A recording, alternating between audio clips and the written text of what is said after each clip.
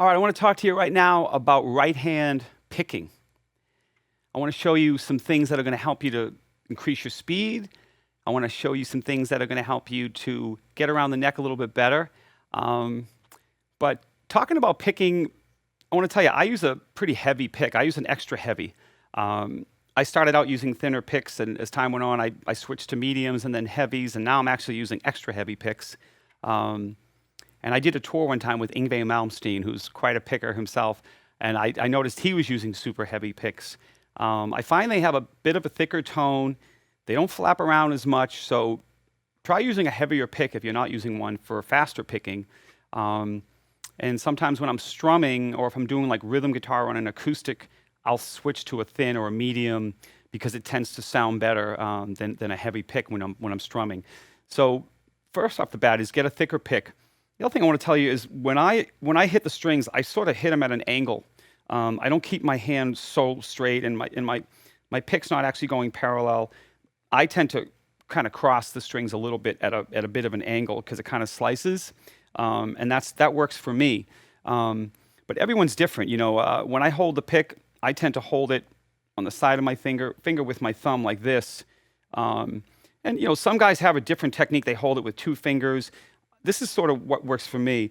But the first thing I want to show you when you're picking with your right hand is to use economy of motion. And I'm going to show you a little thing that I do sometimes to help me keep my pick from flapping around so much and hitting the other strings. And what I want you to start off with is just literally, I want you to just take an open string, your high E string, and I just want you to kind of go like this, just like, you know. And you're gonna go back and forth on the string, 16th notes, I would say, and try not to hit the B string. So just gonna go like this.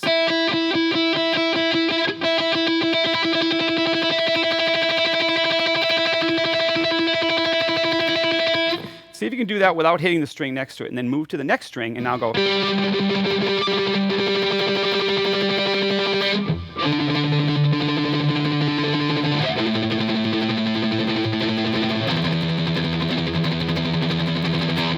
Just see if you can get that going. So you're going back and forth with one string without hitting the other one.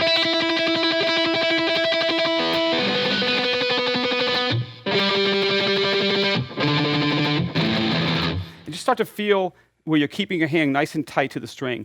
I noticed when I was touring with Yngwie Malmsteen, he's amazing at keeping his right hand just right next to that string. He just sits there. He's just like.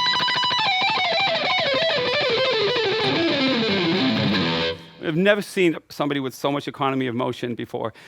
He certainly has it down.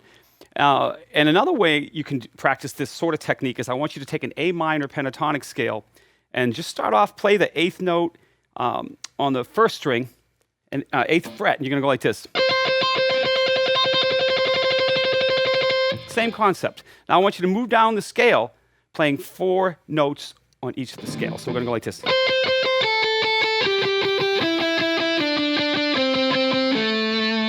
So we're coming down a pentatonic scale. So do that. And the goal, again, is to try not to hit the strings next to each other. So we're going to go.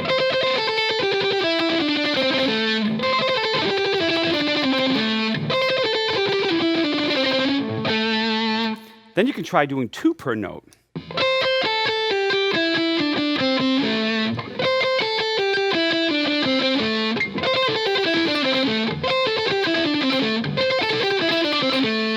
Practice that. That'll really help you to get control of staying close to the strings.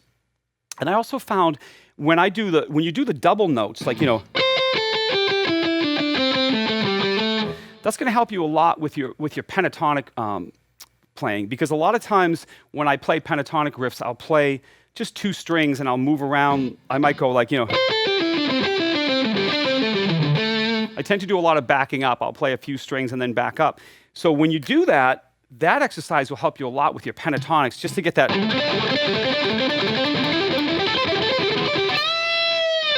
With your picking.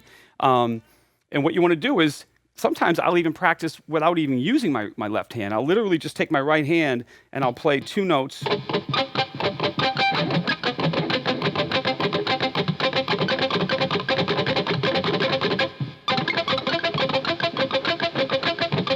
Just 2 notes on each string.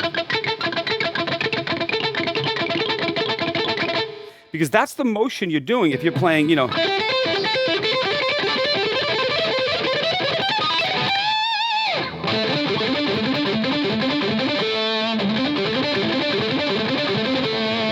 So that's going to help you to keep the strings a little bit quiet when you're going between strings.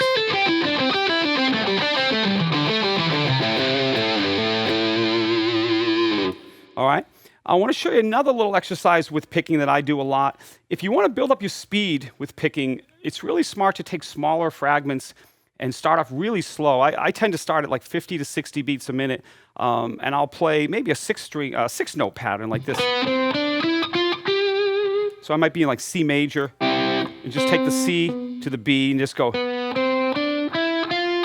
Just take basically those 6 notes, and I want you to go like. So I'm going 9, 10, 12 on the D, and then 9, 10, 12 on the G string. So I'm going.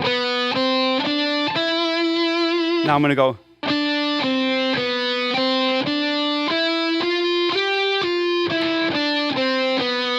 It's going to sound like this.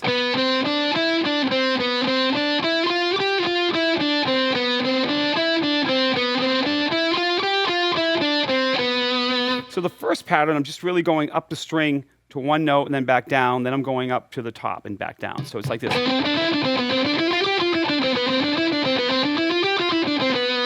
You do it with triplets. But that's a great exercise to build speed, and even try just the 2 strings straight up.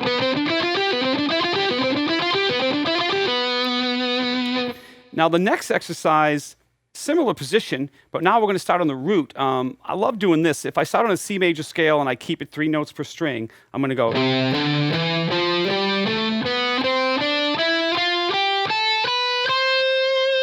So I'm doing basically 2 octaves of the C major scale, but what I love about this fingering is the first part you have the stretch between your first, second, and the pinky. Then the next strings you're going to have your first and second. And then the last one, you're going to have the first, third, and pinky.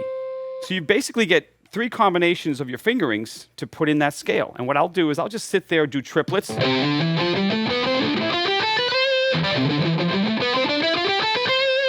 And again, try backing up. Maybe after you get to the G string, back up a string. It's a great way to get a little bit more out of the position. It's very hard to play one scale all the way across without adding a little bit of a pattern in it. So that one, again, I'll go.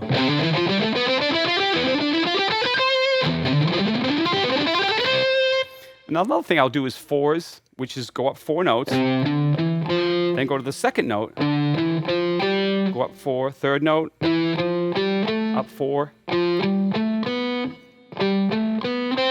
That's called 4s. So you're going 1, 2, 3, 4.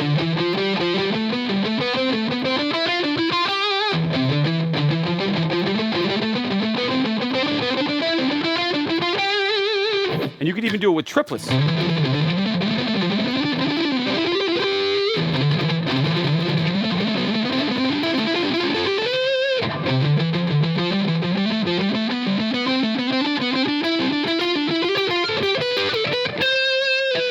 So there you go. So there's a few exercises. I want to show you one more that I use a lot to help my picking. And this is where I basically do 3 notes and then I do a slide. So we're going to start on A minor pentatonic, and we're going to add a couple little notes in there, which would bring it to the Aeolian. So here's what you're going to do. If I play all the notes up the neck from A, it's going to go. All right, so we're going 5, 7, 8, 10, 12, 13, 15, and 17.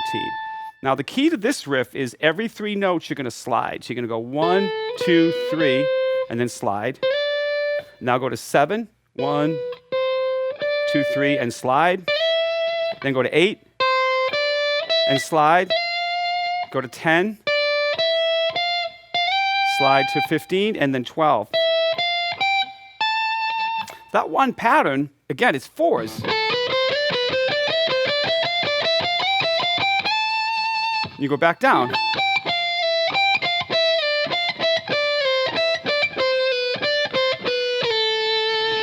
And that phrase, if you can work on playing on a single string with your scale patterns, you will get so much more out of it. Because again, I was saying it's hard to move a scale all the way across the neck, just up and down. Most guitar players tend to shift and move this way, laterally.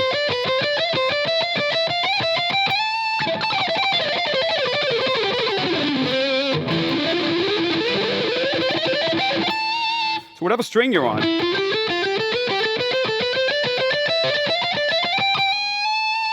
If you keep it in that A minor, you can get the slides.